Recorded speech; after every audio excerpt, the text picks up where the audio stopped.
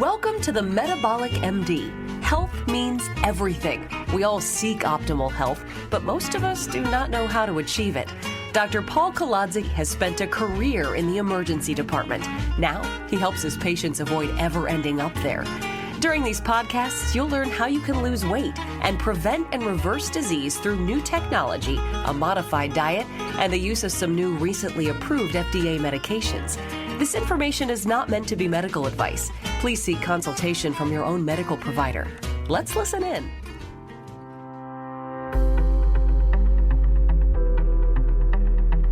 We want to thank our following sponsors, themetabolicmds.com, a boutique weight loss practice focusing on weight loss through modern technology, the latest GLP-1 weight loss medications, and health coaching. We also want to thank the CGM Doctor, where you can purchase a CGM without a prescription delivered right to your door and also find useful information to get the most from your CGM to improve your health and weight. Hey, Dr. Paul, welcome back for part 2 of this thing, Rethinking Your Drinking. Yeah, we were creating a title for that. We had so much information that we couldn't get it all in the little span of time that we have for a podcast, so we had to make this part 2. Where did we leave off? Do you remember? Well, we were talking a little bit about the abstinence versus harm reduction approach. Meaning cold turkey or... Well, abstinence doesn't have to be cold turkey. Just saying, you can work through detox and into rehab and then pursue long-term abstinence. Because I've always heard, if you're an alcoholic and you take a drink, every movie shows you, you're just going, that's it. You're. Well, first of all, the term alcoholic isn't used anymore. Not in medical terms. It's alcohol use disorder, AUD. Can I make a statement here right now on this podcast? This is one of, and I'm not on the red hat team at all, but that's a very woke thing, right? I hate that crap. So, but keep going. Actually, there is a book that classifies psychiatric disorders, and so this comes from that. It's scientific and medical. It's not necessarily woke. Is that supposed to make somebody feel better? It doesn't. Yeah, I don't know what to tell you. Terry. Okay. Get off my soapbox. Yeah. Talk about the abstinence thing that you see in movies. If somebody takes one little sip, that's it. They're back on the back. I think, first of all, I don't want to suggest to people out there that I am not pro-abstinence. Abstinence is the best approach for anybody that's ever had a problem drinking. Yeah. There's no question. Okay. But I think other approaches can be better than a cycle of abstinence followed by severe drinking, followed by abstinence, followed by severe drinking. Because that's what you hear most often. That's the pattern that you always see on TV and in movies. Right. So the point I'd like to make here is that, Alcoholics Anonymous, which is kind of, what's known as kind of the abstinence approach. You get chips and coins or like a $5. Yeah. I mean, and I think AA has done innumerable people an immense amount of good over many years. And then AA has a tendency to be more faith-based, believing in a higher power.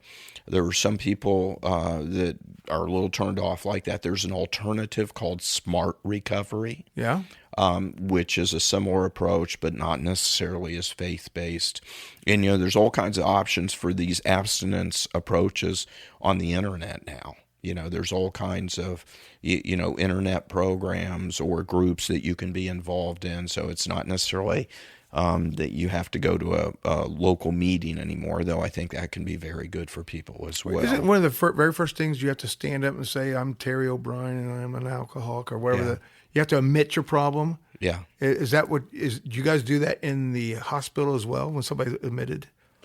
Well, I mean, people usually come to us because they've admitted there's a problem. Because they know it. They're already admitting it by coming there. Yeah. Okay. Yeah.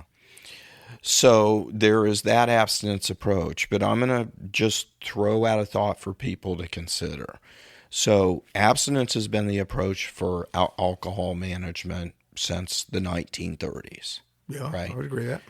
Terry, do we treat heart disease the same way we treated it in the 1930s these days? Do we treat cancer the same way we treated it in the 1930s? No, we don't. So, to at least consider that there are other approaches like medication-assisted treatment or harm reduction, I think is an appropriate consideration. Go to harm reduction first, because that one's I know where we're going to go with the medication treatment, but tell me about the harm reduction. What is that?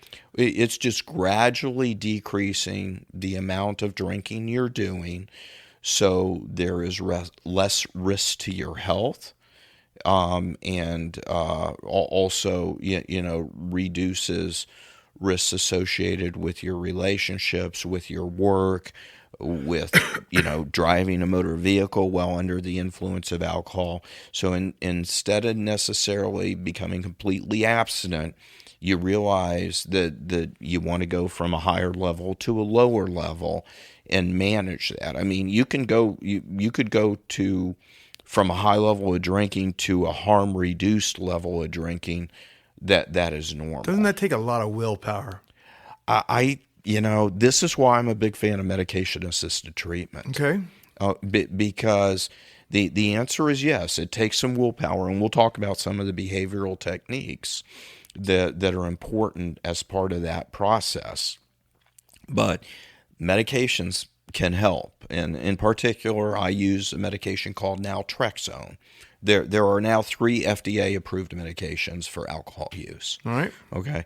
The first one is the oldest one. It's called Antabuse, and it's a medication you take, and you take it every day. And then if you drink while you're on this medication, it makes you sick. You start vomiting. Really? So it's a negative reinforcement approach. And that's an old school? That's an old school, and I haven't ever prescribed that. Okay. Because some of those reactions can be very severe, and secondarily, that's kind of a punitive approach. Well, yeah, yeah. And the other thing is that people got to take the medicine every day, or it doesn't work. Okay. So people are thinking, if I want to drink, well, I'm just going to skip my medicine today. So Antabuse is the first medication. There's another one called Camprel, Camprel, or acamprosate is the generic name. And it helps with reducing alcohol use. It's not a miracle drug, but it helps. But the problem with Camprel is you got to take 2 pills 3 times a day, every day. 2 pills 3 times a day? Every day. Is it expensive stuff? I don't think it's necessarily real expensive. Okay. But it's just hard to maintain compliance. But how does that differ from the first one? Camprel doesn't make you sick when you take it. Okay. But it does help reduce alcohol cravings. So it's a cravings thing. Yeah. But where we get to GLP-1s, that's kind of partly that, isn't it? That's part, yeah. All right, yeah. So what's the third one? The third one is naltrexone, which is the medication I use routinely. And how does that work? Okay. Naltrexone is a brain chemical blocker. So it basically attaches to the dopamine receptors and the opiate receptors in your brain, has an influence on serotonin in your brain. And so it blocks the pleasurable response that you get to alcohol, you get from alcohol if you take it while you're drinking. So it kind of mutes that positive reinforcement. When you just drink more to get kind from of alcohol. No, people have a tendency to realize over a period of time that they aren't going to get that positive reinforcement. So I use naltrexone. There's a couple different ways you can use naltrexone. So first of all, it comes as a shot called Vivitrol, which is a 1-month shot, which can help reduce alcohol craving. A 1-month shot? How long has it been out? Vivitrol's been out probably 10 years, maybe more. Yeah, my brother passed away 20 years ago, so wouldn't have helped. I wish he had something like that. Yeah. So Vivitrol helps, but I like to use, and then you could also take naltrexone on a daily basis as opposed to getting a shot. You take it every day. But, again, you got to take it every day for it to work, or It doesn't work. I prefer to use naltrexone in a method called the Sinclair method. So the Sinclair method was developed by Dr. Sinclair. And the way you use naltrexone as part of the Sinclair method is you take you take a pill an hour before you're going to drink. So you're going to have you drink in the evening. People have come home from work or whatever, and it does just what we talked about. It mutes the response to alcohol in your brain. So when you drink, you aren't getting that positive reinforcement as much. And then that is contrasted with days you don't drink. We monitor and encourage what we call alcohol-free days, or AF days. So you have days where you don't drinking and you aren't taking the naltrexone, and we encourage people on those days to do something pleasurable, take the dog for a walk, work out, whatever is pleasurable for you. So what happens here is that your dopamine and serotonin and opiate receptors in your brain get muted when you're on the medication and you're drinking. And then on days where you're not drinking, you are not taking the medication, and you're letting those receptors kind of run free in terms of positive reinforcement. All right. And so then there's a learning process over a period of time where your brain learns that, you know what, I can have great, very pleasurable days without alcohol. So in your experience, because this is one of the areas you're practicing in, is the shot more likely to work, or the daily plan thing? I think the Sinclair method is the most effective method. Which is taking the pills. Yeah.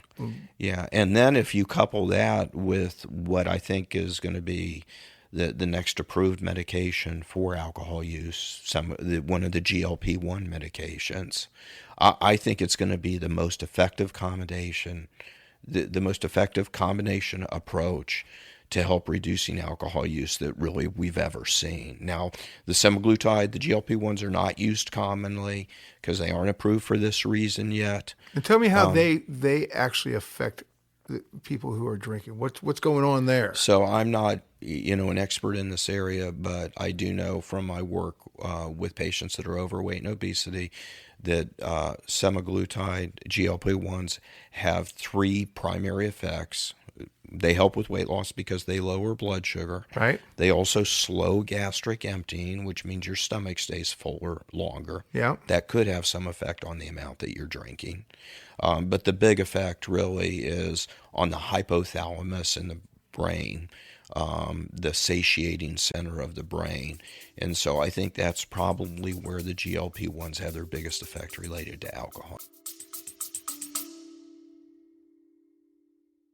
I just think it's forever going to be a push and pull. I don't know anyone in my life who has a perfect work-life balance, and maybe the balance is the push and pull. It's a lot to dig on there, right. But I have so much of myself, and at work I'm going to give my 100%, and at home I'm going to give my 100%, and sometimes it pulls in either direction. Right. Their saying is, I am tired, yeah, I am stressed, and my husband says that we don't have sex anymore. And that happens in the 30s, 40s, 50s, not so much in the 20s. And when you have time for yourselves, you have time for everybody else. So it's important to do self-care.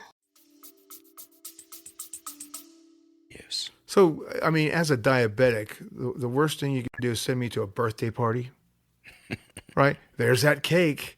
We should give you naltrexone before you walk in. You should. Well, I'm trying to relate to... Naltrexone, I got to mention, naltrexone has been approved as a weight loss medication as well. Really? There's a medication that is basically naltrexone combined with a psychotropic medication that has been shown to decrease food consumption. So the medication is actually naltrexone with Wellbutrin, which is a type of SSRI, kind of antidepressant, anti-anxiety medication. And it was marketed as Contrave, Contrave. So before the GLP-1s hit, Contrave was one of the more popular weight loss medications. And again, I think it can be helpful, but I think only, moderately so. So dig into this GLP-1 thing just a little bit. I know there's two brands of GLP-1s out there. We are not going to talk about brands. One is shown to have a little bit better effect in weight loss, right? And Do you think that would also relate to a better effect in reducing alcohol? Yeah, they haven't been studied that extensively yet, so I can't say. I think that it's semaglutide that has been used mostly in the alcohol studies, which are ongoing. And how long does a study take? Well, I mean, to get a medication FDA approved can take years. Okay. So, but if a physician thinks like yourself, if they think it's possible solution and it's approved for other things, are you allowed to prescribe it? You're allowed to prescribe it. That's used off-label. You got to make sure that the patient understands that it's not, it hasn't been approved by the FDA for this. The studies are not complete, etc. So there's kind of a, risk-benefit discussion that takes place. But medications are used off-label all the time. Okay. Let's talk about the behavioral stuff. Are you talking about me personally? No, because we don't have that much time left in this segment. All right. So what do you mean by behavioral stuff? Okay. So I don't wind people up and say, here's naltrexone, good luck with it. You're talking about the follow-ups? Okay. Or here's naltrexone and semaglutide, good luck. You still got to roll up your sleeves and do the other work related to what are we going to do to control your alcohol. You're talking as a physician or as a treatment? Yeah, I mean, this is the way I've treated patients for 10 years. You're not talking about the patient itself. You're talking about what you do. Well, I'm talking about how I collaborate with the patient. Okay, so go ahead and walk through that. To manage your drinking, okay? Yeah. Right at the top of the list is keeping a drink log. Okay. Do people do that? Yeah. I got patients that have just been great with keeping their drink logs. logs. What does that do? It allows you to journalize. You know how in psychology, psychiatry, journalizing, writing down your thoughts, your activities for the day, whatever, can be very helpful. I've never done this, but keep going. Okay. Well, maybe I should. So we're just asking people journalize, and there's all kinds of apps out there, basically literally take you 3 seconds a day to write down your number. Oh, in your cell phone. Okay. Yeah. All right. So keeping a drink log is right at the top of the list, because then you can follow your drinking patterns. And you can see, what are the situations where I'm drinking more? How can I address that? You can get satisfaction from the progress as you see your drinking amount coming down. So every patient needs to make a drink log. So can I ask a real quick question about that? Have you ever found, and this is just what I think people would do, they don't want to get yelled at by their doctor, so they're going to kind of not give you the truth. I'm sure that happens. But and how do you make people understand? I'm not going to yell at you. I don't want to make you feel like you failed. All depends upon the rapport that you have with the patient. But again, my patients are self-selected. I'm not pulling people off the street that drink too much and saying you need to do this. They come to me because they want help. Okay. And again, the vast majority of the patients that come to me, whether it's personal preference or whatever, their initial goal usually is an abstinence. It's just like, let's get my drinking under control. I want to drink less. And my answer is, that's fine. Let's get your alcohol use down, and then you can decide to be abstinent or not abstinent. But again, most of the people just want to control their drinking. All right. And I got to tell you, we've been very, very effective at that. I'm not going to say that, in every patient, they're cured of their excessive alcohol use. But in the vast majority, we reduce alcohol use very, very significantly. I'm excited to hear this. Yeah. Okay. Yeah, because, again, and it's a combination of the medications and the behavioral techniques. So the other thing that's very important in addition to the drink log is collaboratively setting goals. And this is like a continuous, what do they call it? Continuous quality improvement, like in manufacturing. It's like you don't try and solve world hunger out of the gate the first week. Okay, you don't try and go, first of all, that can be dangerous because of the withdrawal issue. Sure. Yeah. So one benefit of harm reduction is this gradual diminution in the amount that you're drinking. You just use a fancy word. I'm sorry, please. This gradual approach of drinking less and less over a period of time. Thank you. Okay. which can be helpful because then the patients really are not put at risk for, these withdrawal symptoms or complicated withdrawal that we talked about in the last segment. All right. So I think that's one of the benefits of, this outpatient medication. Give me an idea of a goal. Just tell me real quick, maybe a goal you've heard that seems like reasonable. Tell me what, I come to you, I'm drinking. Give me my first week's goal. Well, it's individualized. How much are you drinking to start? Tell me how much you're drinking to start. 16 drinks. I've exceeded the drink limit by 16 drinks a week? 16 drinks a week. Okay. And your question is? I want to drink half. Yeah, sure. Is that my goal? What? Do I write that goal down? That's your initial goal. Again, it's a continuous quality improvement approach. Do I ever graduate where I said, okay, I've done my goals, I'm out of here, this is great? So then we get you to 8 drinks a week. Yeah. And we have a discussion. Is that where you want to stay? Are you happy there long term? It's within the guidelines. Okay. Let's back off on how frequently I see you. Let's touch base every 3 or 4 months to make sure that you aren't having you aren't regressing. Right. Okay. So, but it all depends upon where you start. Again, so my guy that was drinking 35 beers a day. So it just interesting. Oh, how you even afforded that? Well, I'll tell you. First of all, he was a big guy. He was about 400 pounds. Okay, and he was going through a divorce. Him and his wife were still living together. Oh, man. He would come home from work and he would sit out in his van listening to his radio. I mean, this was at that point. I mean, he was probably online too. And just, drinking beer until she went to bed and he would go inside. God, then, I feel so sorry for that. That's awful. Yeah, I felt bad. He did great, actually, because when he lost all kinds of weight when he reduced his alcohol use as well. I thought he lost weight when he got rid of his wife. Okay. The old ball and chain thing, is that what you're talking about? So he reduced, once he eliminated that stress. Yeah.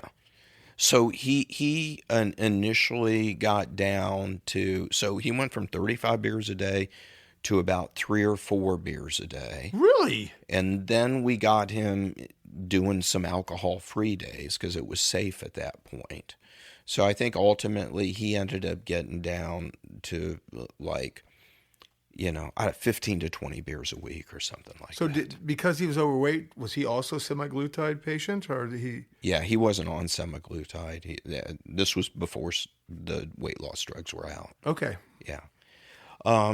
So the other behavioral techniques are what I just kind of alluded to is we set goals. It's like, okay, these are the types of goals I usually set with patients. Number one is let's select days of the week where you're going to be alcohol free. Let's select a few, you've been drinking every day. Let's now try and work in a day where you don't drink. Okay, let's target it. And then let's try and work in 2 or 3 days a week where you don't drink. So that's one approach we take. The other approach I take is what I call a drinking window. Okay, when do you usually drink? Well, people say, well, I come home from work and I walk in the door and, I grab a beer at 5 o'clock and I'm drinking until 9 o'clock. Okay, so let's reduce that drinking window. Tell you what, walk in the door and let's decide what else you can do. Maybe take your naltrexone when you walk in the door, which means you can't drink for an hour. You need to wait an hour. Maybe take the dog for a walk or something like that, or, decide what you're going to do. But let's shrink that window. And you know what? Let's try and shrink the other end of it as well. So instead of your drinking time being 5 to 9, let's make it 6 to 8. So we gradually whittle away at that drinking time. So, and then the other thing we do is we set overall limits. You generally a daily limit and a weekly limit. So we'll set a daily limit as, let's say you're never going to drink more than 3 drinks in a sitting. You were formerly drinking 5. Now we're going to reduce that to 3. So we have these series of goals that we set over a period of time. And, do people meet them all the time? No, it's not perfect. But we gradually, again, continuous quality improvement, keep putting one foot in front of the other to reduce their use over time till we get them in a position if they want to become abstinent, they can. But again, I'll tell you that most of my patients want to just drink less.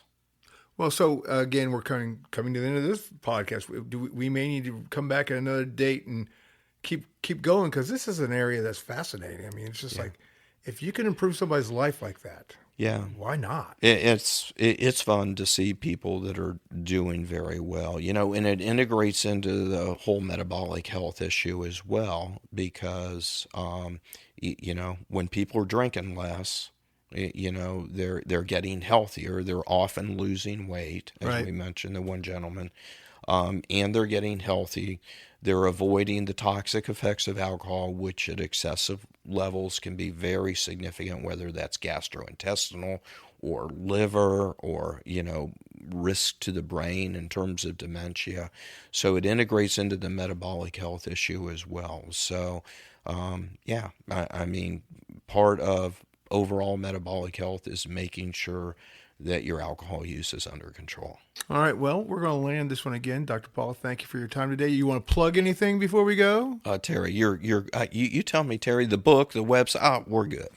The book, the website, the practices. We've got so much to say and so little time to do it.